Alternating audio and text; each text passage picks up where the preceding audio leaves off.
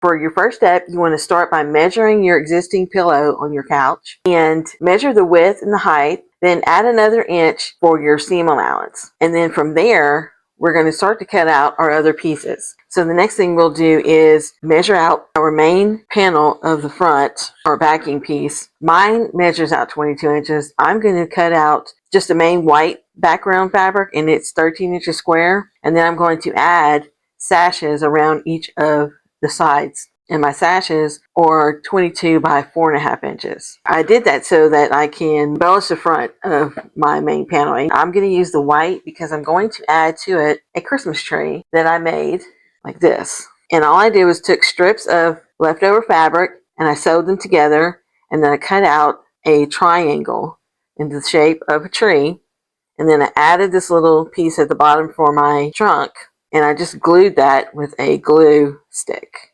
And now I'm going to use my glue stick and I'm going to center this tree on the main panel and glue it down.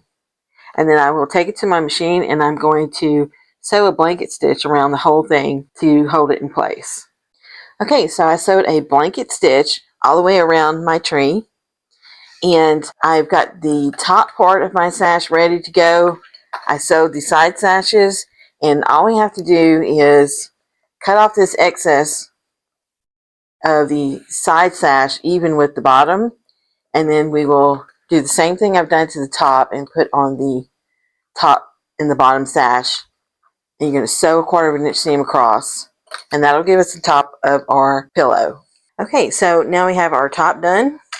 We can start to add the backing of our pillow, and I'm using a satin table runner, and I just cut it to the same size, and my runner is like 12 inches wide.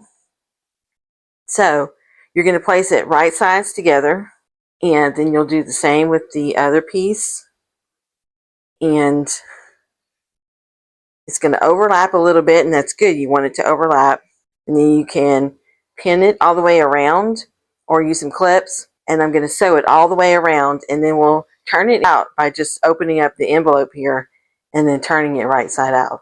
And just like that, we have a Christmas pillow cover that completely changes the look of your sofa. And for another great idea, you can tie the table runners around a pillow as well and make a bow, like I did here with my navy blue pillows.